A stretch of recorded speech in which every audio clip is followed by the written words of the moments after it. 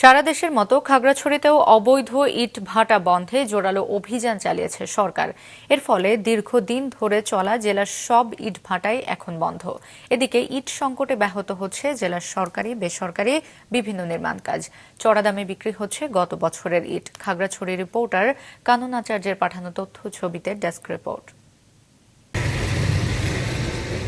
পরিবেশ অধিদপ্তরের ছাড়পত্র না থাকায় খাগড়াছড়িতে বন্ধ করে দেয়া হয়েছে অর্ধ শতাধিক ইট ভাটা। নিয়ম নীতির তোয়াক্কা না করে বছরের পর বছর বনের মূল্যবান কাঠ ও কৃষি জমির উর্বর মাটি ব্যবহার করেছে ভাটাগুলো। অবৈধ ইট ভাটা বন্ধে দেশজুড়ে পরিচালিত অভিযানের অংশ হিসেবে খাগড়াছড়িতে অভিযান চালানো হয়। ইট ভাটার 500 মিটারের মধ্যে কোনো ধরনের পাহাড় কিংবা টিলা থাকতে পারবে না। স্কুল, কলেজ বা অন্য ধরনের কোনো হাসপাতাল এই ধরনের প্রতিষ্ঠান থাকতে পারবে না। এবং সরকারি বনাঞ্চলের 2 কিলোমিটারের মধ্যে কোনো ধরনের ইটভাটা থাকতে পারবে না। কৃষি জমির মধ্যে কোনো ধরনের ইটভাটা পরিচালনা করতে পারবে না। এইসব বিষয় মাথায় রেখে এখানে ইটভাটা পরিচালনা করতে হবে।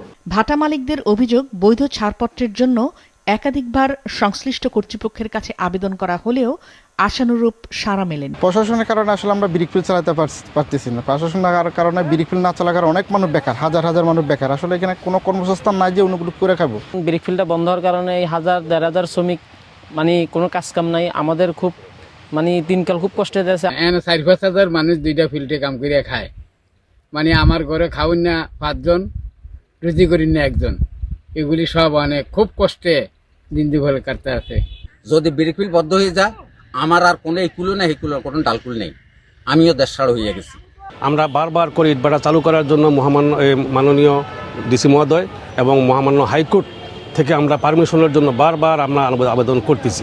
কিন্তু যদি আমাদেরকে কোনো কমে যদি আমাদেরকে বিক্রি করার জন্য ব্যবস্থা করে না দেওয়া হয়, আমরা তো ক্ষতিগ্রস্ত কোটি কোটি টাকা হয়ে যাব। ইটভাটার সাথে শিল্পের সাথে জড়িত ঠিকাদার, উপঠিকাদার, কর্মজীবী মানুষ সব বেকারত্ব হয়ে পড়বে। চুরি, ডাকাতি, হাজারি সব বেড়ে যাবে।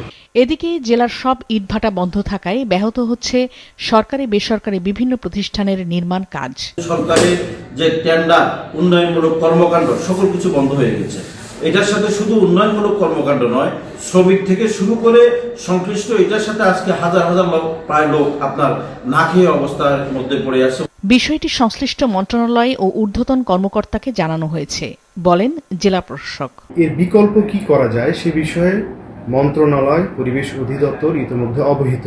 আমরাও তাদেরকে বারবার জানিয়েছি বিকল্প কোনো পথ বের করা যেটি পরিবেশের সাথে ভারসাম্যপূর্ণ, পরিবেশ বান্ধব, পাশাপাশি উন্নয়ন কার্যক্রম যেন অব্যাহত থাকে, এখানে কোনো উন্নয়ন কার্যক্রম ব্যাহত না হয় সেই বিষয়টি তারা অবহিত এবং তারা এই বিষয় নিয়ে কাজ করছে।